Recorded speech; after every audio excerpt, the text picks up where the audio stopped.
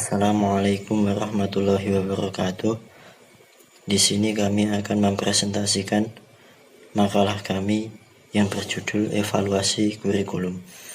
1. Definisi evaluasi kurikulum. Menurut Kamus Besar Bahasa Indonesia 2008, evaluasi adalah penilaian, proses penilaian yang sistematis, mencakup pemberian nilai, atribut, apresiasi, pengenalan permasalahan, dan pemberian solusi atas permasalahan yang ditemukan. Evaluasi adalah proses pengumpulan informasi untuk membantu pengambilan keputusan, dan di dalamnya terdapat perbedaan mengenai siapa yang dimaksud dengan pengambilan keputusan. Secara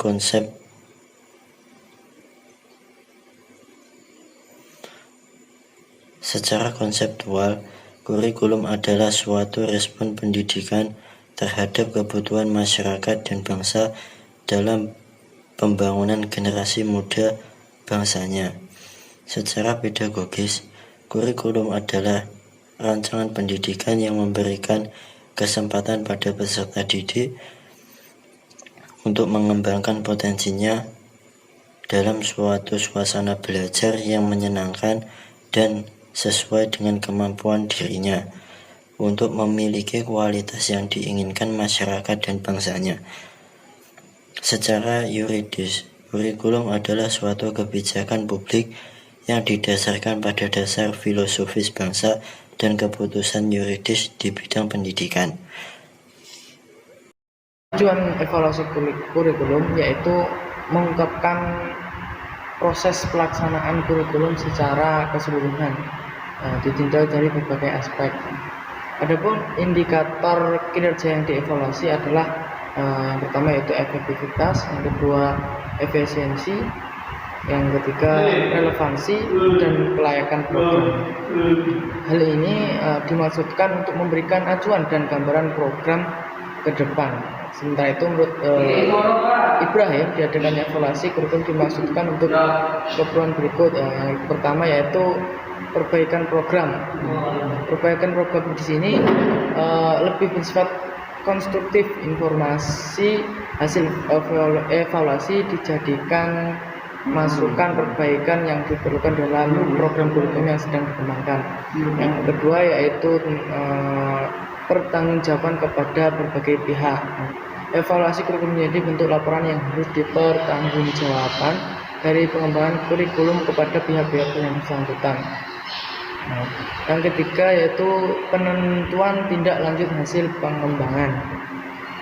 Tindak lanjut hasil pengembangan kurikulum dapat berbentuk jawaban atas dua kemungkinan pertanyaan. Yang pertama yaitu apakah kurikulum baru tersebut akan atau tidak akan disebarluaskan ke dalam sistem yang ada. Yang kedua, dalam kondisi yang bagaimana dan dengan cara yang bagaimana pula kurikulum baru tersebut akan disebarluaskan ke dalam sistem yang ada. Yang selanjutnya yaitu fungsi evaluasi kurikulum ini sendiri.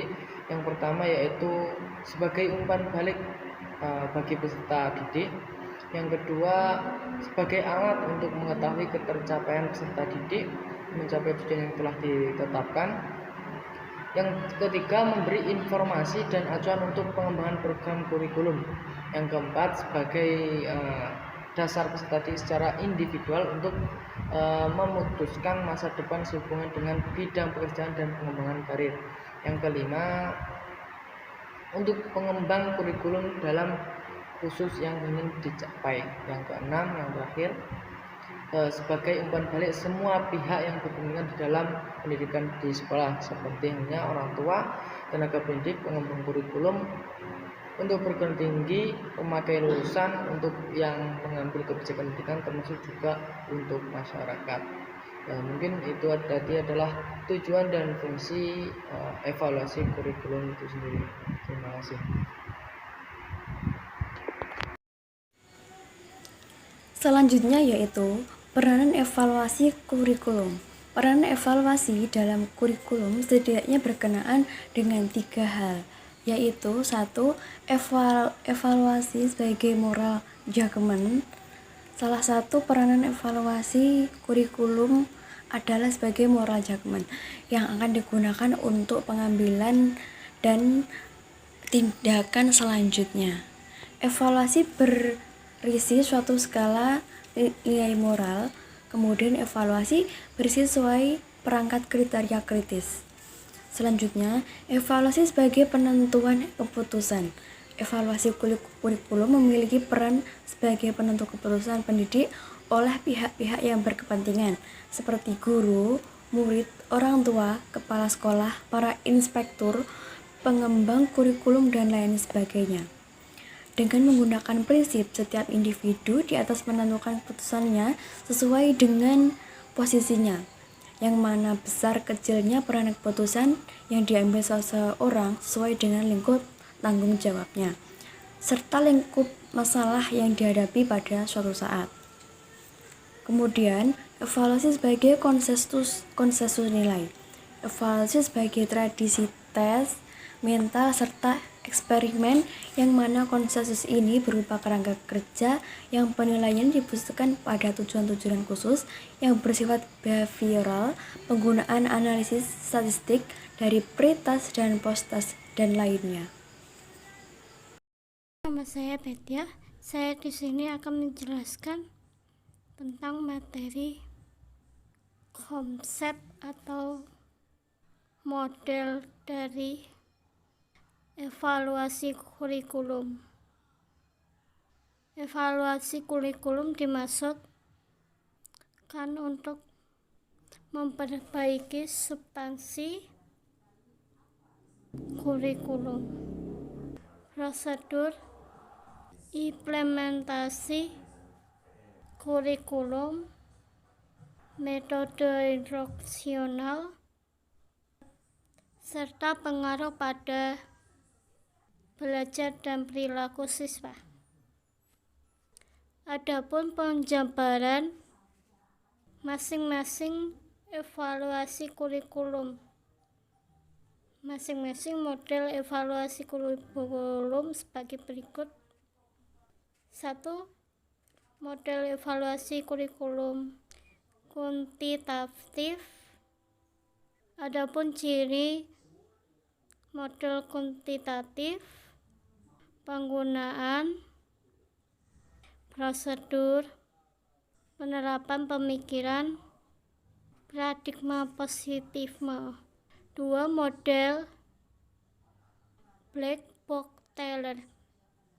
Model Taylor dinamakan Black Box Taylor karena tidak ada nama resmi yang diberikan oleh pengembangnya. Model Theodoric Taylor dan Moguire. Model evaluasi ini lebih mendasarkan daripada pertimbangan teoritik. Keempat adalah model pendekatan sistem Akin. Adapun model Akin ini sedikit unik karena selalu memasukkan unsur pendekatan mikro dalam pekerjaan evaluasi. Metode Contournance Stick.